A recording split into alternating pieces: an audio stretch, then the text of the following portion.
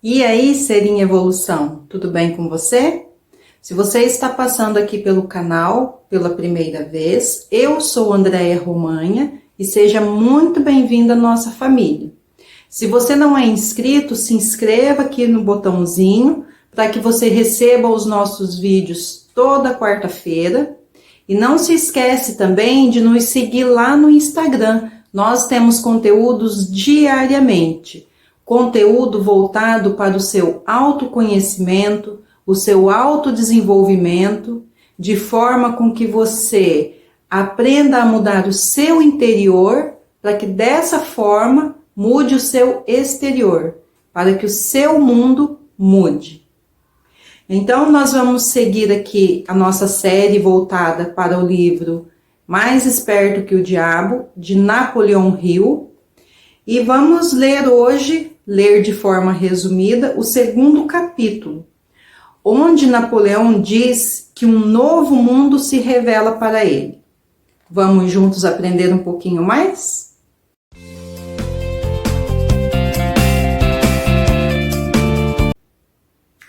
Seguimos aqui então, hoje, iniciando o segundo capítulo, Um novo mundo se revela para mim. Eu agora tinha coragem de tal maneira que nunca havia experimentado antes. Eu tinha uma fé inabalável. Em muito poucas ocasiões na minha vida inteira pude experimentar tal tipo de fé. Na verdade, era um sentimento indescritível.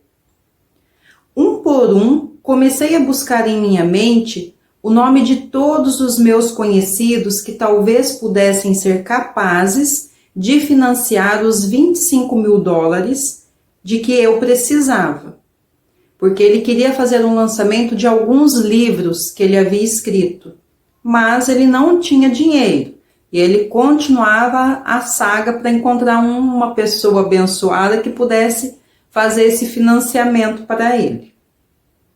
Meu outro eu simplesmente disse: continue procurando.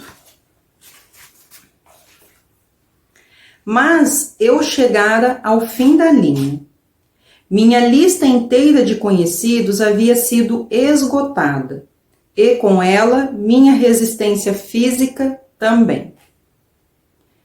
Recostei-me na cadeira, fechei os olhos e entrei numa espécie de transe por alguns minutos.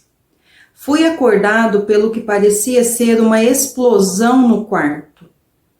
Conforme ganhei consciência, o nome de Albert L. Pilton apareceu em minha mente. Eu me sentei, peguei a máquina de escrever e enderecei uma carta ao Sr. Pilton, em Meriden, e descrevi o plano da mesma maneira que ele havia sido entregue para mim.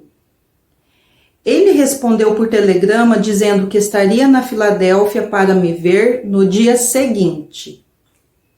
Quando ele chegou, mostrei a ele os manuscritos originais da minha filosofia e brevemente expliquei qual seria a sua missão.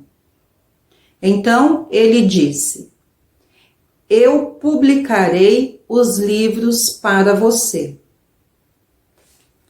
Eu não perguntei a ele o que fez tomar a decisão de publicar os meus livros antes mesmo de tê-los lido.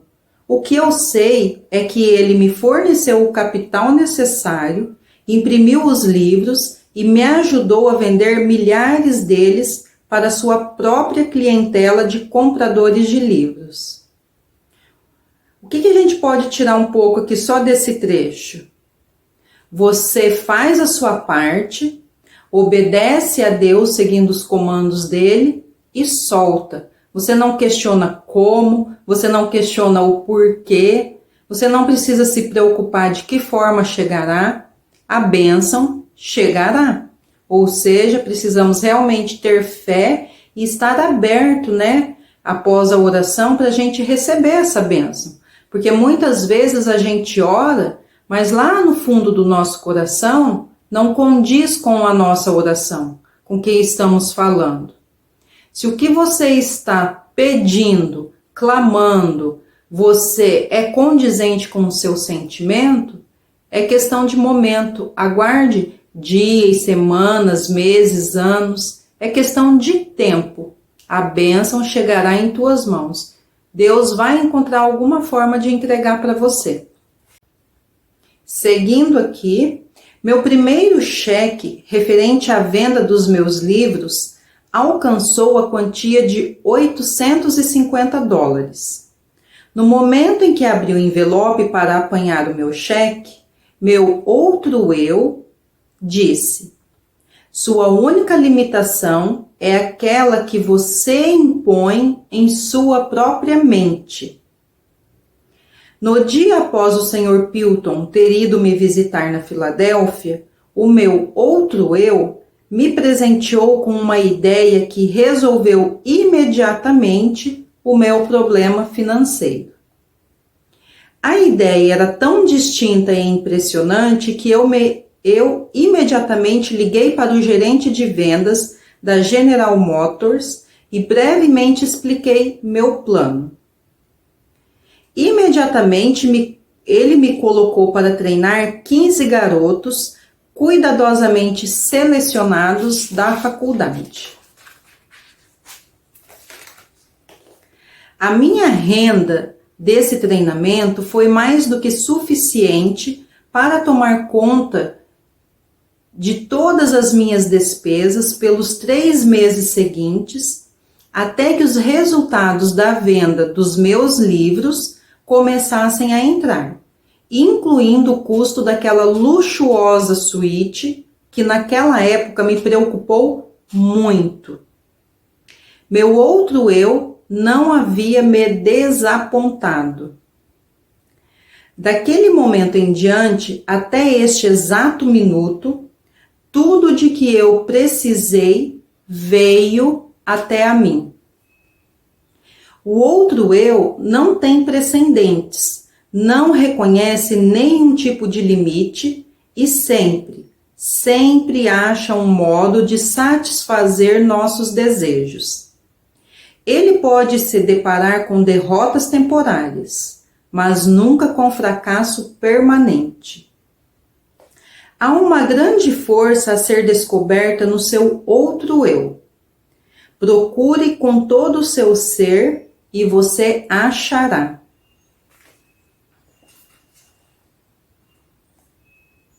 Fracasso, uma bênção disfarçada. Não pretendo entender tudo sobre essa estranha força que me reduziu à pobreza e a uma situação de necessidade e medo, e então fez renascer uma fé dentro de mim, por meio da qual tive o privilégio de ajudar dezenas de milhares de pessoas que se achavam descendo a ladeira. Mas sei que tal força entrou em minha vida como uma missão, para que eu pudesse colocar outros em contato com ela.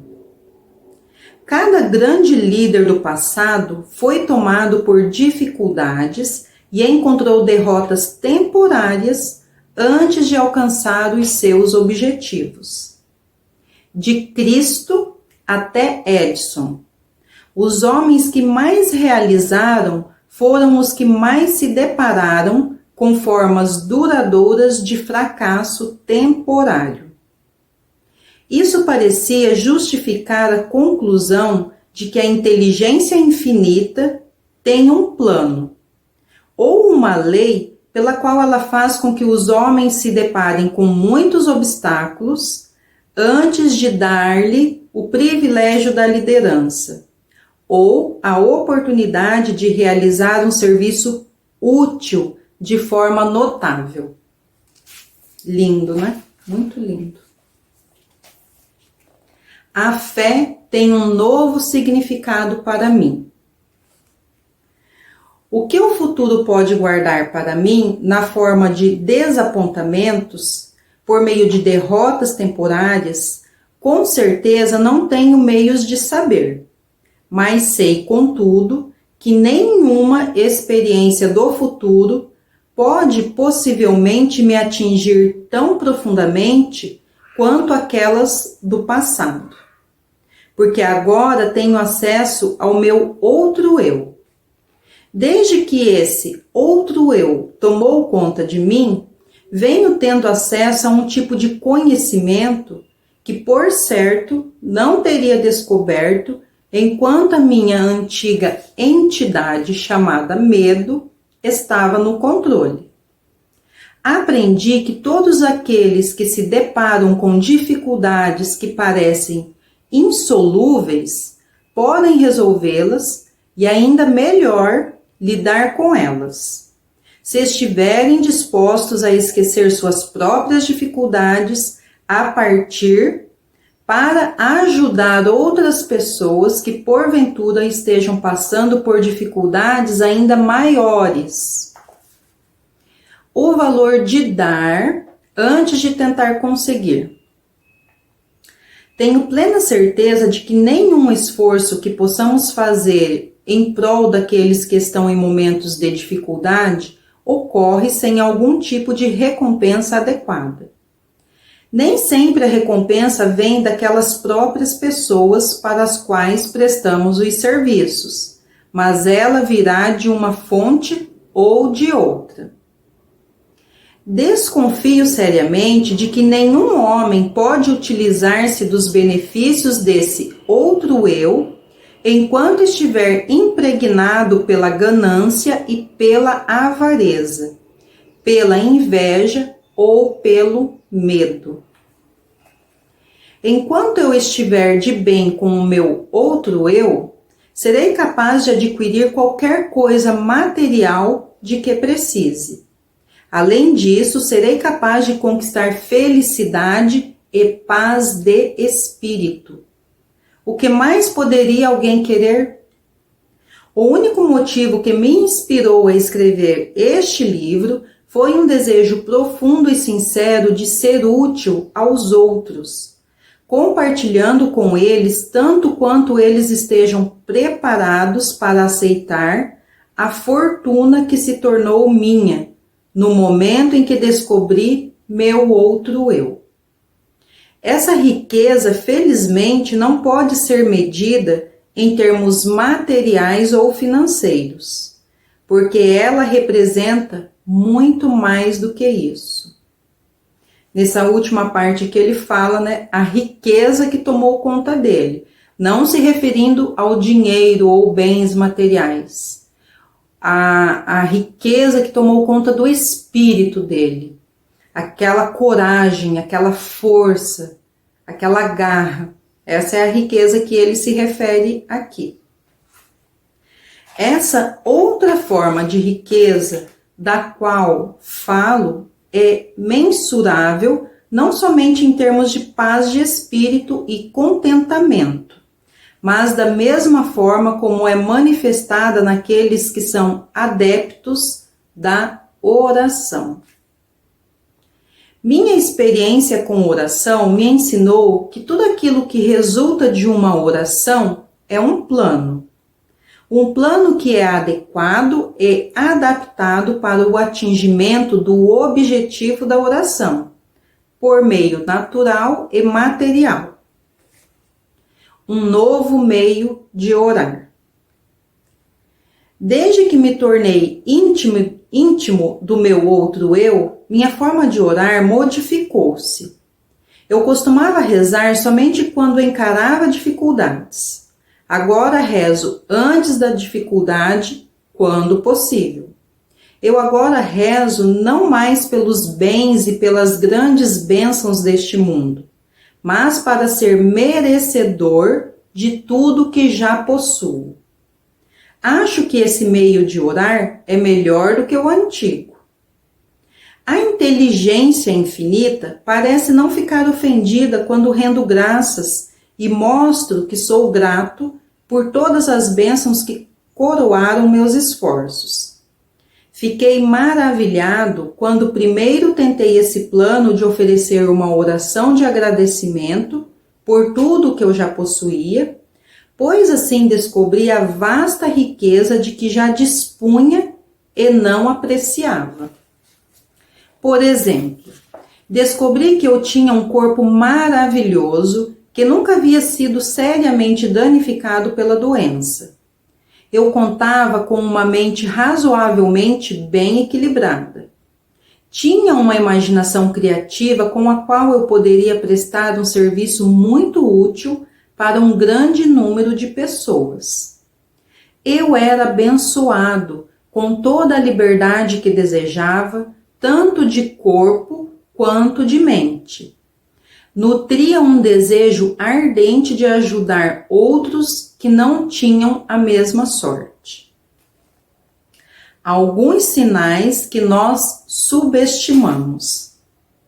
O mundo inteiro está passando por um momento de mudanças, tamanhas proporções que milhões de pessoas estão em estado constante de pânico, trazendo junto consigo preocupações, dúvidas, indecisões e, principalmente, medo. Parece-me que agora é o momento certo para todos aqueles que, por alguma razão, encontram-se naquele cruzamento da dúvida e da incerteza, para que conheçam e se tornem íntimos de seus outros eus. Eu achei incrível como essa parte aqui relata uma crise que eles estavam passando, uma crise econômica. Como se encaixou bem na nossa atualidade aqui, né? A nossa crise do momento, essa pandemia, e aí juntamente com a pandemia vem tantas outras crises, né? Eu achei assim bem congruente. Todos os que desejarem realizar tal tarefa acharão útil tirar uma lição da natureza. A observação mostrará que as estrelas eternas brilham todas as noites, nos seus devidos lugares. Que o sol continua mandando seus raios de luz e calor, provendo a mãe natureza com abundância de comida e energia. Que a água continua a correr da sua nascente na montanha. Que os pássaros e os animais selvagens da floresta recebem condições adequadas e satisfatórias de alimento. Que após um dia de trabalho, venha a noite para descansarmos. Que após o movimentado verão, venha o inverno de calmaria. Que as estações vêm e vão. Não sou um profeta, mas posso, sem falsa modéstia, predizer que todo indivíduo tem o poder de mudar seu estado material ou financeiro. Mas primeiro, ele ou ela tem que mudar a natureza das suas crenças. A mente age sempre de acordo com nossos desejos mais profundos e dominantes. Não há escapatória desse fato. Isso é literalmente um fato. Tenha muito cuidado com o que você deseja de coração, porque por certo isso será seu.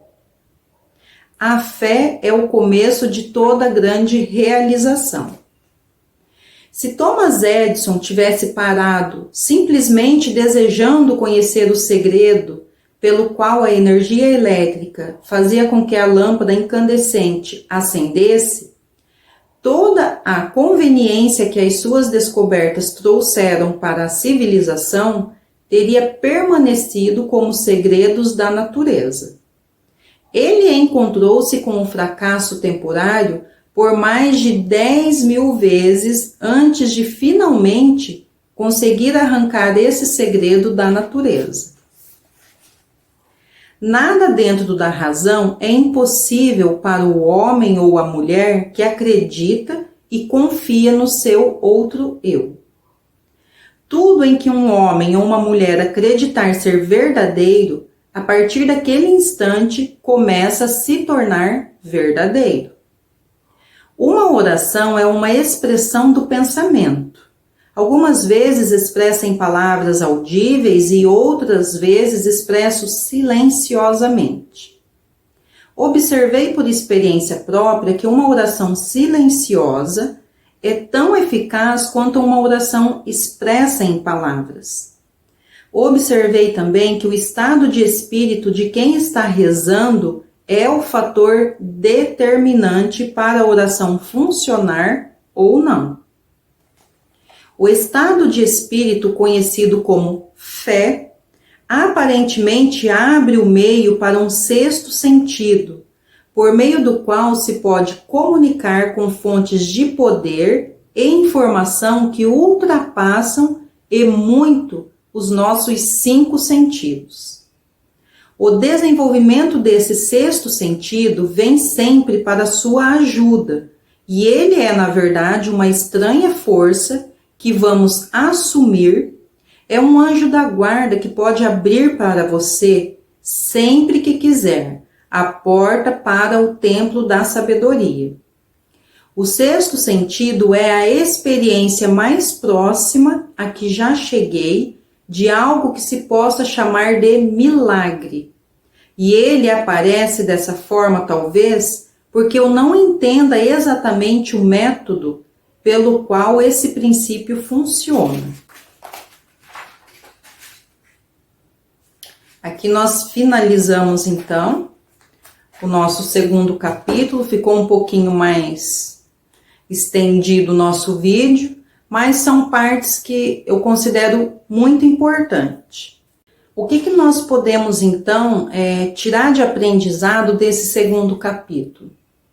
Primeiramente, nós precisamos entender de uma vez por todas que Deus, o Todo-Poderoso, o eu sou o caminho, eu sou a verdade, habita em mim, habita em você e habita em cada um de nós.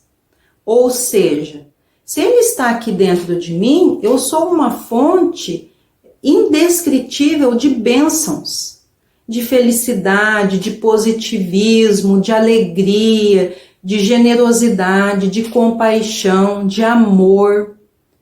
Não condiz com um ser miserável, rabugento, amargo, rancoroso. Não condiz. O que a gente precisa fazer de uma vez por todas é tomar consciência. Se Deus está morando aqui dentro de mim, eu preciso fazer o quê? Potencializar o que Ele quer me dar, o que Ele quer me mostrar.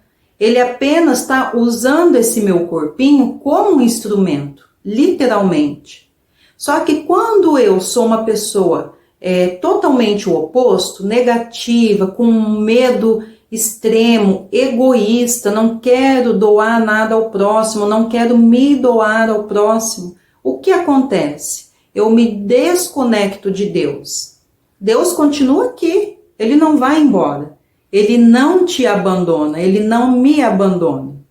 Quem abandona Ele e se desconecta dele, sou eu.